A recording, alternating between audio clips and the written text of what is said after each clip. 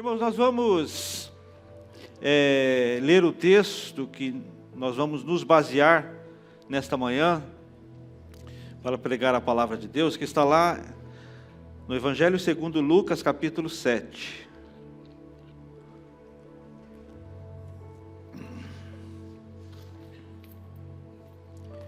Sobrou bem pouco tempo para mim.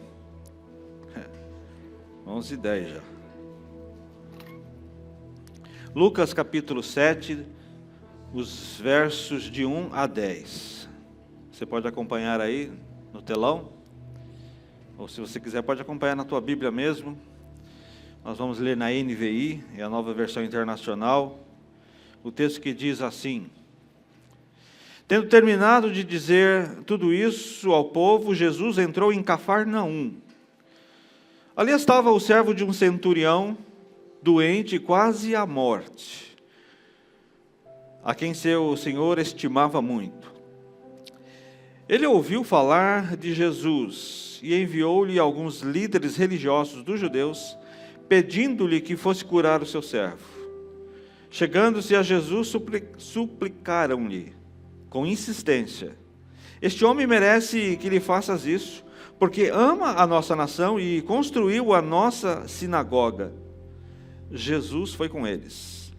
Já estava perto da casa quando o centurião mandou amigos dizerem a Jesus: Senhor, não te incomodes, pois não mereço receber-te debaixo do meu teto. Por isso, nem me considerei digno de ir ao teu encontro. Mas dize uma palavra, e o meu servo será curado. Pois eu também sou homem sujeito à autoridade, e com soldados sob o meu comando. Digo a um: vá, e ele vai. E a outro: venha, e ele vem.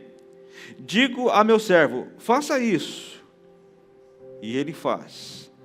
Ao ouvir isso, Jesus admirou-se dele e, voltando-se para a multidão que o seguia, disse: Eu digo que nem em Israel encontrei tamanha fé. Então os homens que haviam sido enviados voltaram para casa e encontraram o servo restabelecido. Amém? Vamos orar. Feche os seus olhos, curve a sua cabeça. Vamos pedir as bênçãos de Deus sobre nós. Nós te louvamos, ó Deus, e te bendizemos pela tua palavra. A tua palavra, Deus, que é santa, a tua palavra, Deus, que é bendita, a tua palavra, Senhor, que nos é alimento. Nós te bendizemos por ela. Te bendizemos, ó Deus, porque hoje a gente pode abrir a tua palavra, ler a tua palavra, meditar na tua palavra, nos alimentarmos dela, Senhor, e nos fortalecemos, ó Deus, com aquilo que as Escrituras dizem para nós. Que ao meditar na tua palavra nesta manhã, o nosso coração possa se encher de fé. Que a nossa vida, Deus, possa se encher das tuas coisas. Que nós possamos sair totalmente diferentes, ó Deus, da forma com que entramos. Renova a nossa fé, renova a nossa esperança. Renova, Senhor, ó Pai, o nosso desejo de servir e de seguir ao Senhor. Renova, Deus, em nós uma esperança. Dá uma esperança nova, Senhor. Derrama sobre nós um óleo novo. O óleo da tua unção sobre nós, sobre a nossa mente, Deus, sobre o nosso coração. Que a tua palavra, Deus, não fique apenas na nossa mente, mas que ela, Deus, desça ao nosso coração. Que ela transforme, Deus, a nossa alma, o nosso entendimento, os nossos sentimentos, a nossa emoção, a nossa fé. Nós colocamos tudo isso diante do Senhor nesta manhã. E te pedimos, Deus, fica conosco. Assim, Deus, nós oramos e te agradecemos, não em nosso nome, nem porque merecemos, ó Deus, mas nós fazemos esta oração em nome do nosso Senhor e Salvador Jesus Cristo. Amém. Se vocês são bons observadores, irmãos, e eu acredito que vocês são, vocês já observaram que nos últimos domingos, eu tenho pregado sobre curas que Jesus realizou. a cura do cego de Betsaida, a cura do homem da mão atrofiada. E eu gostaria de continuar falando, de continuar pregando sobre este tema, porque esse é o tema do nosso ano. 2024 é o ano da cura. Amém? E como eu disse anteriormente, amados, os eventos de milagres, de curas que Jesus realizou, não só trouxeram cura para aquelas pessoas, alvos da misericórdia de Deus, mas trouxeram também muitos ensinamentos, muitas ensinações, muitos ensinos e aplicações práticas para nós até os dias de hoje. E eu acho bastante interessante notar o fato de que o apóstolo João diz lá no seu evangelho, no final do evangelho, que houve tantos milagres, que houve tantas curas, sinais, maravilhas, tantas coisas que Jesus fez, que nem mesmo no mundo inteiro haveria espaço suficiente para os livros que seriam escritos. Ele diz isso lá no final do seu evangelho. É claro que esta é uma figura de linguagem usada por João. A gente chama de hipérbole, né? Ou seja, exagerar uma ideia com a finalidade de dar uma ênfase naquilo que a gente está falando. O que eu quero dizer é que Deus moveu a quem Ele inspirou para escreverem as Escrituras Sagradas, para que eles trouxessem ao nosso conhecimento uma seleção daquilo que era talvez principal e que Deus queria nos comunicar. E entre esses incontáveis milagres, dentre esses incontáveis eventos, está o relato da cura de um servo, de um centurião, sobre o qual nós dedicaremos esta manhã para falar a respeito.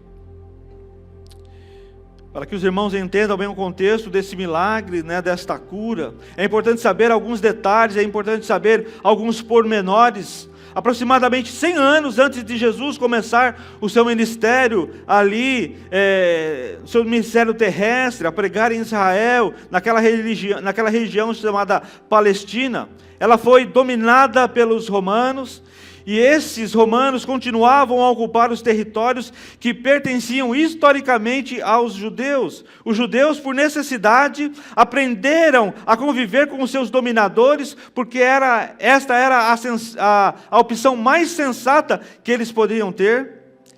E alguns dos soldados mandados para policiar aquela religião, talvez a maior parte deles eram maus, eram cruéis. Porém, outros se mostravam compassivos, outros se mostravam benevolentes.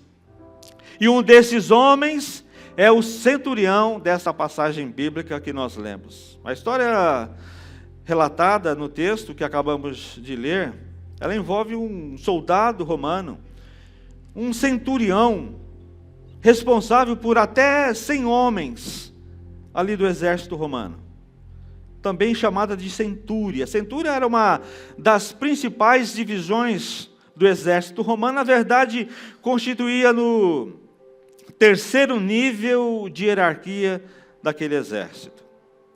E como sabemos, aqueles militares eram soldados que não tinham muita estima pela religião seguida pelos judeus. Eles eram soldados contratados para estar ali, eram romanos. Assim como eles não davam também muito crédito ao que as pessoas falavam sobre Jesus. Na realidade, a maioria deles acreditava se tratar de mais um charlatão, né, religioso. Grande parte deles desprezava os judeus, achavam que era um povo inferior e muitas vezes os tratava com uma certa violência. Sendo assim, amados, podemos compreender que aquele homem, aquele centurião de Cafarnaum, era um homem de muita responsabilidade, era um homem detentor de um status militar e social que era reconhecido por todos. Ele era um líder militar que tinha bastante poder, que tinha bastante influência.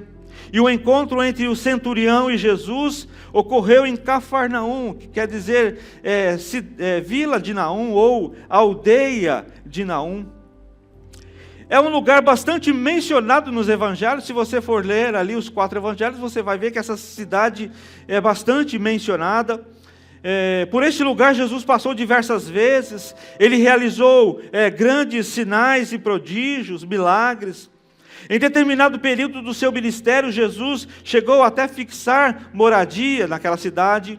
E por causa disso, Cafarnaum ficou conhecido como a cidade de Jesus. Os evangelhos nos informam que Pedro, Mateus e André também residiram naquela cidade. Em Cafarnaum, Jesus curou um jovem paralítico. Em Cafarnaum, Jesus libertou um homem possesso por demônios, além de muitos outros milagres e curas que ele realizou. Essa cidade, no entanto, por mais incrível que possa parecer, ela é uma cidade que era reconhecida pela sua incredulidade. Mesmo diante de tantas manifestações sobrenaturais da parte de Jesus, muitos ainda se mantinham descrentes. E por causa da sua incredulidade, Jesus afirmou que Cafarnaum iria descer até o Hades. Ai de ti, Betsaida, ai de ti, Corazim. E fala, e tu, Cafarnaum, você acha que você vai para o céu? Não, você vai descer até o Hades, por causa da sua incredulidade. Então, mas o negócio era feio lá. Era uma incredulidade assustadora. Mas, a despeito de tudo isso, o centurião teve fé no Senhor Jesus. Ainda que muitos judeus se mantivessem incrédulos, ele teve fé. A pessoa de Jesus era muito comentada sobre os seus feitos. Jesus era conhecido por sua bondade, era conhecido por sua santidade. E mesmo sem nunca ter visto o Senhor, o oficial creu que por meio de Cristo, o seu servo poderia ser curado. Amém?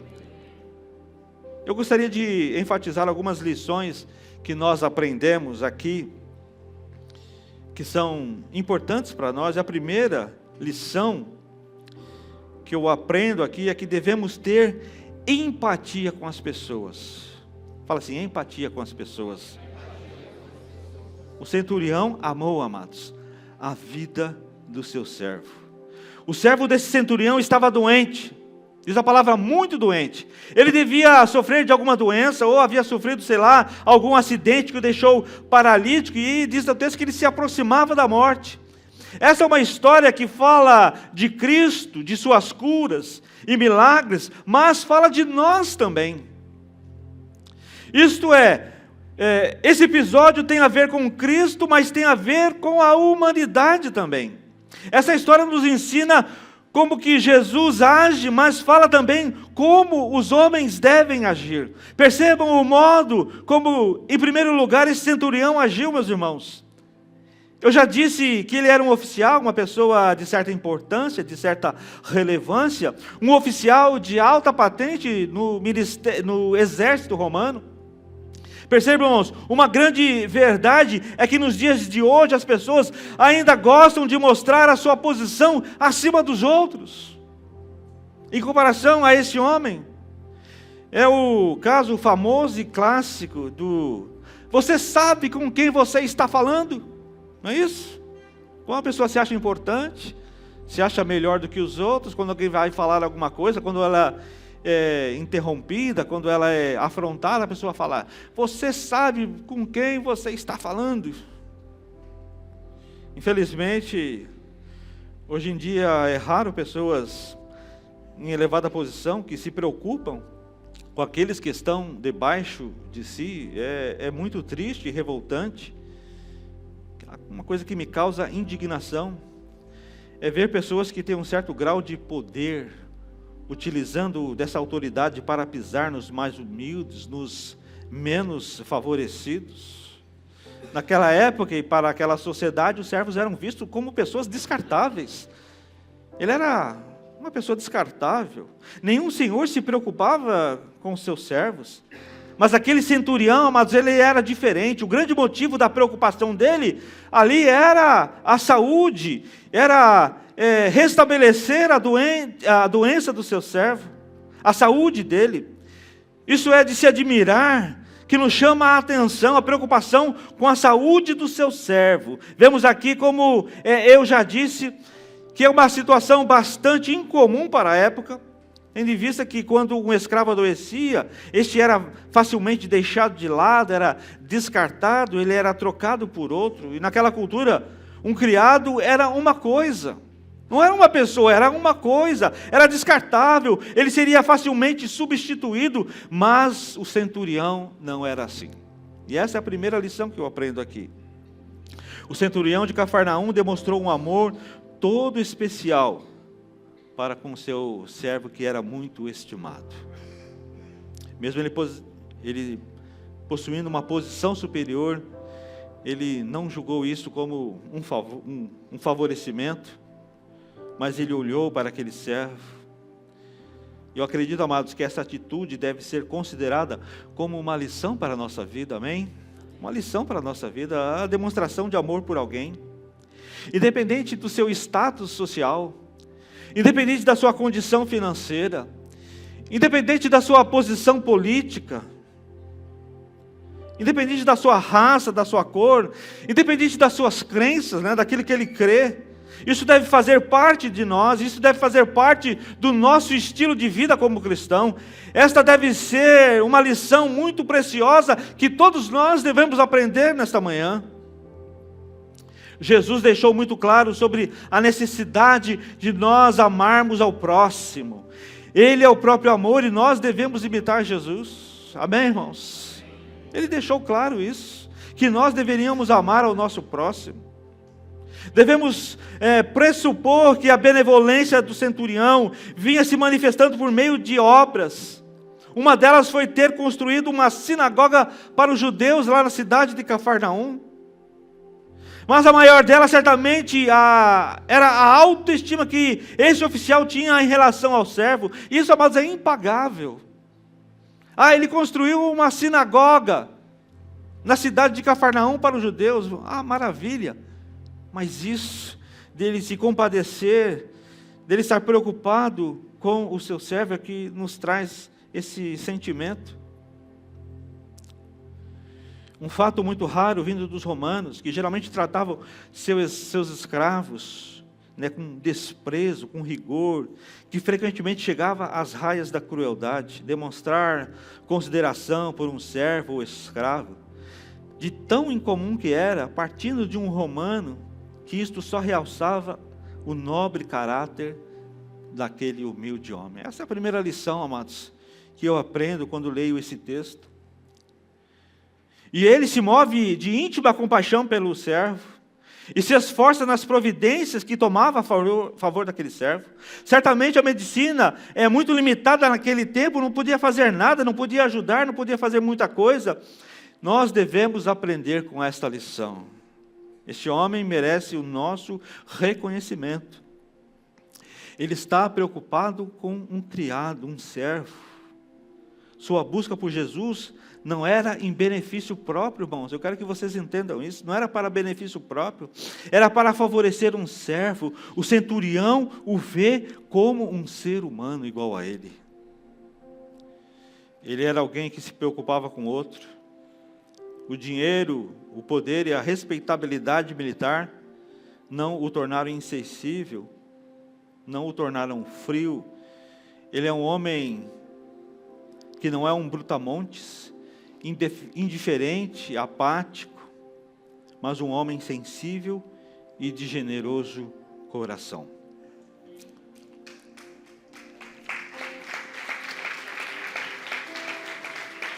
Amados, que isso possa nos tocar de igual forma nesta manhã. Nos tocar de igual forma nesta manhã. Quantas vezes, amados, quantas vezes a nossa busca pelo sagrado se dá unicamente por nós mesmos e em função de nós? Quantas vezes temos sido egocêntricos e egoístas? Nosso chamado, amados, não é para correr atrás de bênçãos, porque elas nos são dadas gratuitamente em Jesus Cristo. Sabe qual é o nosso chamado, irmãos? O nosso chamado, como disse o apóstolo Paulo, é para agradar ao próximo no que é bom para a edificação. Amém? Será que nós temos agradado ao nosso próximo para a edificação dele? É esse que é o nosso chamado, irmãos. Nós não fomos chamados para buscarmos as coisas somente para nós. Paulo diz isso lá em Romanos 15, que ele conclui dizendo que Cristo não agradou a si mesmo em relação a nós. Sabem o que eu percebo, meus irmãos?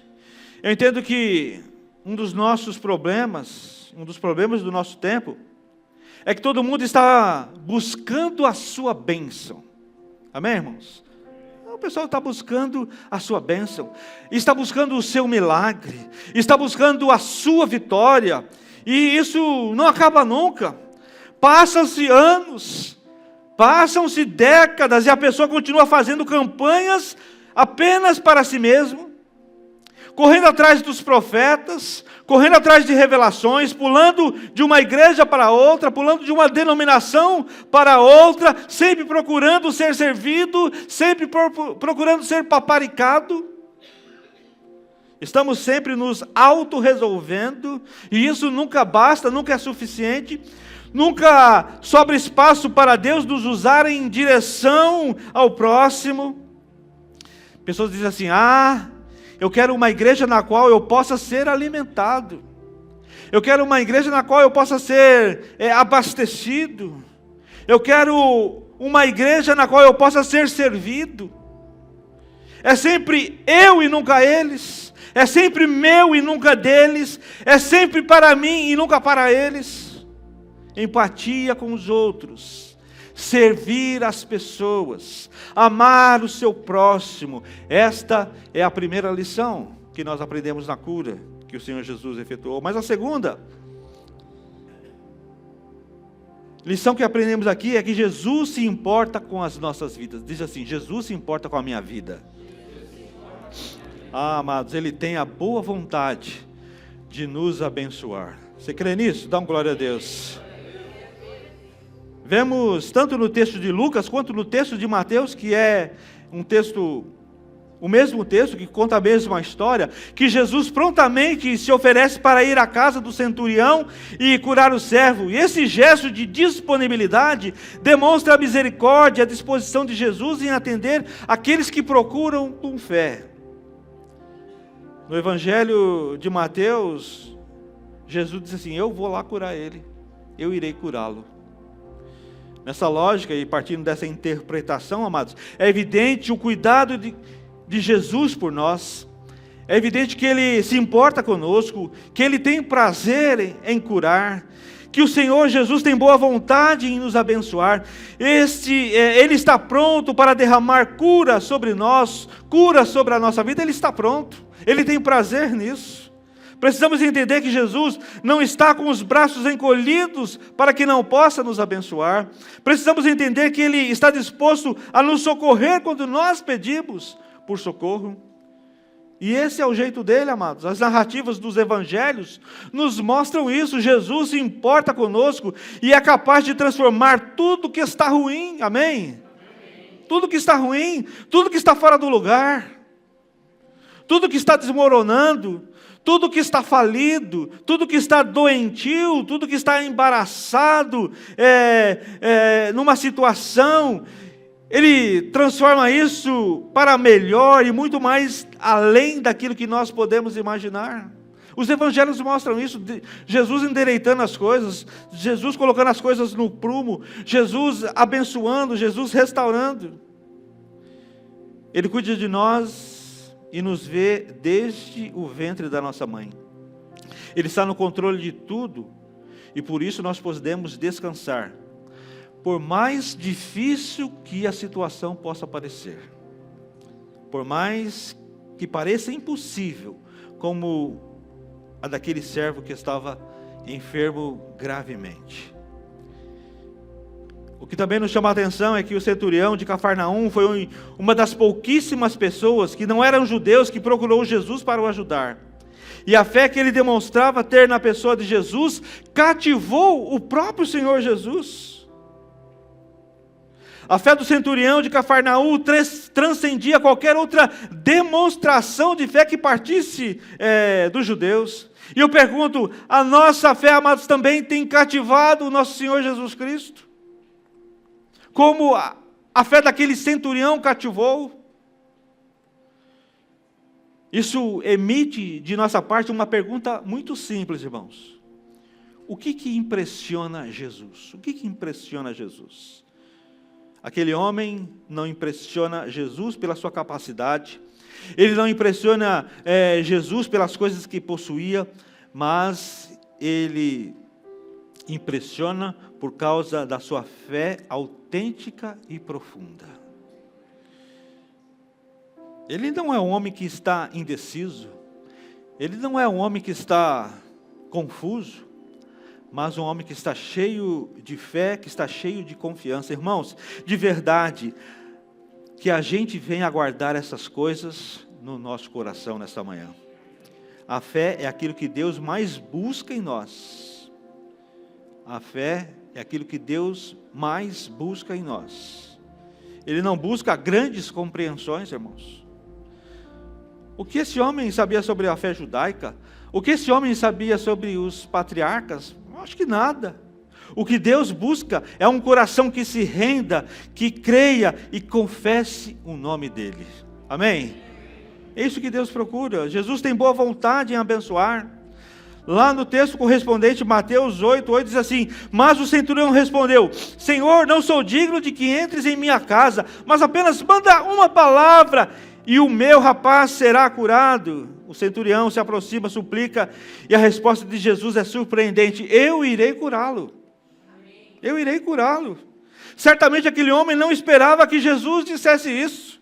Eu acredito que hoje é da mesma forma, mas no geral as pessoas veem Deus como alguém que precisa ser convencido a nos ajudar. Alguém que precisa ser ganho, alguém que precisa ser conquistado, que precisa aderir à nossa causa. Muitos sermões parecem retratar Deus como alguém relutante, que precisa ser vencido e que precisa ser convencido. Porém, esta é uma visão distorcida, porque a Bíblia Sagrada revela que Deus é um Deus generoso, que tem alegria e prazer em fazer o bem e abençoar. Perceba, irmãos, o centurião ainda falava, quando Jesus, talvez até mesmo o interrompendo, diz: eu irei e eu vou curá-lo. Aleluia, irmãos, aleluia. O que o centurião faz para merecer essa visita? Ele nem mesmo era judeu. Precisamos lembrar que Deus é bom e antes que peçamos qualquer coisa, Ele está disposto a nos dar. Amém, irmãos? Antes que nós peçamos, Jesus já está pronto em nos abençoar. A terceira coisa que eu gostaria de ver nessa manhã, de lembrar e de tirar como lição, que é um erro achar que devemos ser dignos para buscar a ajuda de Cristo. Talvez tenha sido o único erro do centurião, supor que alguém que é digno pode receber a ajuda do Senhor. Ele estaria certo, não fosse o fato de que não existe ninguém digno. Mas mesmo assim, Deus é misericordioso. O centurião, porém, não achou necessária a visita de Jesus e se considerou indigno de recebê-lo na sua casa. E ele estava correto, ele não era digno. Mas o problema é que ninguém também é. Essa afirmação não deve ser um impedimento para nós em irmos até o Senhor. Pelo contrário, vamos até Ele e o recebemos em nossas vidas, não pelo nosso merecimento, mas pela bondade dEle mesmo. Porque ninguém é digno, irmãos. Não esperem você se achar digno para pedir as coisas para Jesus. Você fala assim: eu não vou pedir agora porque minha vida está mais ou menos assim, né? Deixa eu dar uma melhorada. Porque quando eu tiver uma melhorada, quando eu tiver um pouquinho mais santo, quando eu for um pouquinho mais digno, eu peço para Jesus.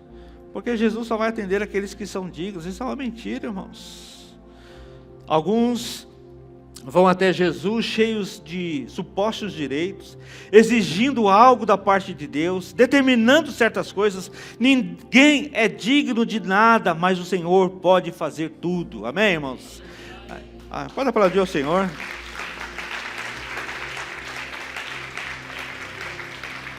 Ninguém é digno de nada, mas o Senhor pode fazer tudo, e isso é graça. Como foi dito, o centurião entendia as ordenanças sociais e religiosas da sua época, além de compreender que seu ofício era contrário ao que o mestre pregava, e não se achou digno de recebê-lo em sua casa.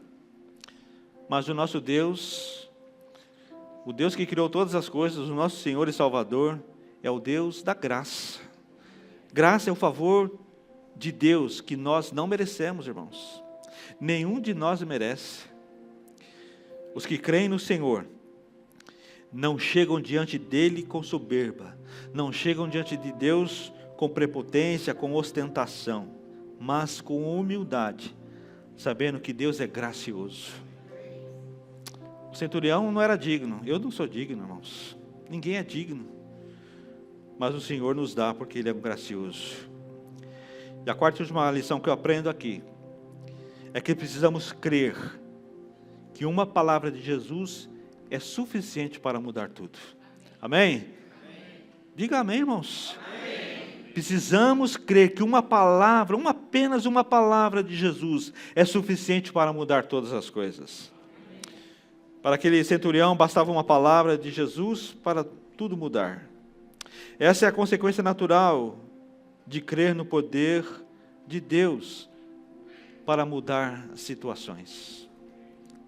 Essa é a consequência natural de crer nesse poder de Deus que pode mudar todas as coisas, todas as situações. O centurião de Cafarnaum demonstrou um tipo de fé singular, uma fé capaz de fazer tremer o pior dos demônios e de impactar o crente mais fiel. Ele mostrou a fé como ela deve ser, uma fé que na maioria das vezes temos medo de exercer, temos medo de colocar em prática. Nós cristãos somos impactados e desafiados pelo exemplo do centurião a crer que uma palavra do Senhor pode mudar exatamente tudo. Quantas vezes, amados, somos testados em nossa fé e achamos que a situação está perdida? Não tem mais solução, não tem mais jeito. Você nem ousa a pedir a Deus, porque você acha que Deus está ocupado com coisas mais importantes que as suas. Mas nesses momentos, amados, nós temos que correr aos pés de Jesus e pedimos que Ele reverta o quadro, esperando que Ele nos responda e nos dê alento para nós seguirmos adiante. Mas vai passando o tempo, as coisas não mudam, ou pior, as coisas vão piorando e a nossa fé vai esmorecendo, a nossa confiança vai implodindo. E se nós ousássemos exercer a mesma fé do centurião, o que você acha que ia acontecer, meus irmãos? Quando a gente não acha que não tem mais solução aquilo que nós estamos vivendo, será que a gente poderia exercer a mesma fé do centurião? Será que seríamos ousados para isso?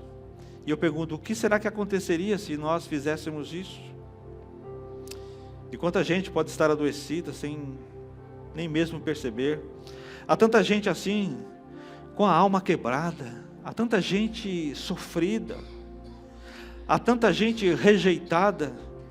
Tem muita gente que pode estar com enfermidades nas diversas áreas da vida humana, no corpo, na mente, na alma, no espírito. Tem gente que está com problema sério na vida conjugal, no relacionamento com seus filhos, no trabalho, na escola, na igreja. Não importa, seja onde for, com que distância estiver, basta uma palavra de Jesus. E quando o centurião pediu para Jesus não ir até a sua casa, ele não estava desistindo da cura. Pelo contrário, ele demonstrou sua confiança em Jesus mandar sua palavra para fazer uma cura à distância. Ele comparou a palavra de Jesus servindo como agente para realizar a sua vontade, com os soldados sob o seu comando. Ele diz assim: eu peço para um, vai, ele vai, outro vem, ele vem, outro faz isso, ele faz. Então ele estava comparando isso com a palavra de Jesus. Ele diz assim: é só mandar uma palavra lá, você não precisa ir, só manda uma palavra, porque eu tenho autoridade, o Senhor tem autoridade também para fazer isso, manda apenas uma palavra. Ele tinha autoridade para mandar um soldado para cumprir suas ordens, e ele acreditou que Jesus poderia mandar sua palavra para cumprir a sua vontade. Amados, a fé do centurião de Cafarnaum era diferenciada.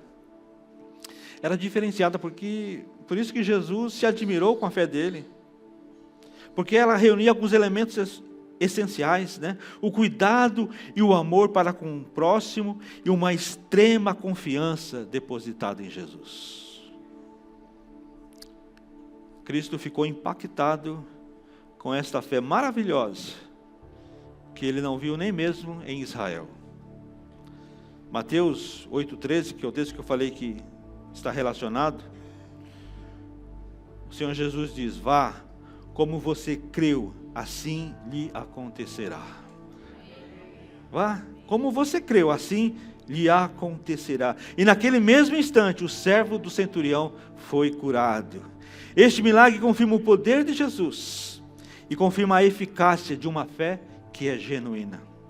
Amados, hoje nós temos mais revelação do que aquele centurião teve lá em Cafarnaum. Talvez o que falte a nós é uma fé mais simples, mais genuína, crendo apenas que uma palavra do Senhor Jesus é suficiente.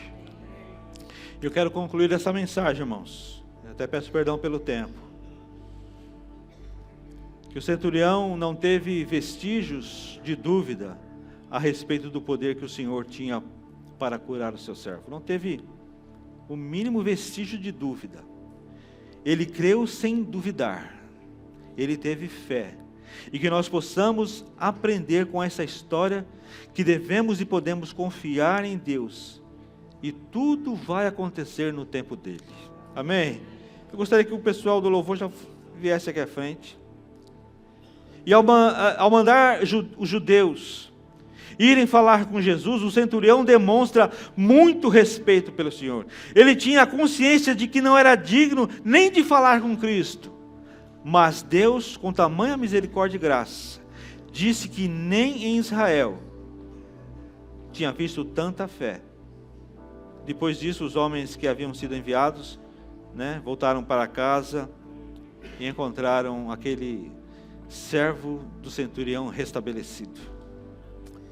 A cura do servo do centurião é um poderoso testemunho da autoridade de Jesus e da fé que agrada a Deus. Que possamos aprender com o exemplo desse centurião, abordando Jesus com humildade, com fé e na intercessão pelas outras pessoas. Que nossa confiança em Jesus seja firme, sabendo que Ele tem poder para operar milagres em nossas vidas e na vida daqueles a quem nós oramos. O centurião cria que uma palavra, mesmo à distância, curaria o seu servo, e a sua fé, ela foi recompensada. Então eu gostaria de perguntar: como está a nossa fé? E eu gostaria de fazer aqui um ato profético. Eu gostaria que você ficasse de pé.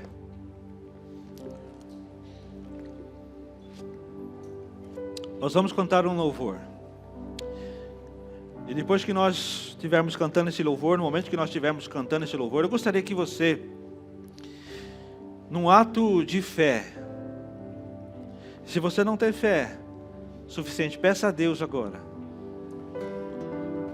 E nós vamos, hoje nós não vamos chamar ninguém aqui à frente para orar. Hoje nós não vamos orar por ninguém. Mas nós vamos orar por uma pessoa que está doente, amém, irmãos? Uma pessoa que está doente, uma pessoa que você conhece. Uma pessoa que pode não ser da igreja, não pode ser nem crente. Pode ser uma pessoa da sua família, um amigo, um vizinho, uma pessoa um colega do trabalho, uma pessoa da escola, um aluno da escola. Eu não sei, uma pessoa, duas pessoas. Eu gostaria que você pensasse nessa pessoa e que você exercesse a sua fé, porque a palavra de Deus diz que o Senhor estaria conosco todos os dias até a consumação das coisas. E o Senhor Jesus está presente aqui, amém, irmãos? O Senhor Jesus se faz presente. Ele é verdadeiro. A palavra de Deus é verdadeira. A palavra de Deus diz: se uma palavra é suficiente, se uma palavra é suficiente, a palavra que você vai proferir hoje, você vai orar e pedir: Senhor Jesus, cura aquela pessoa.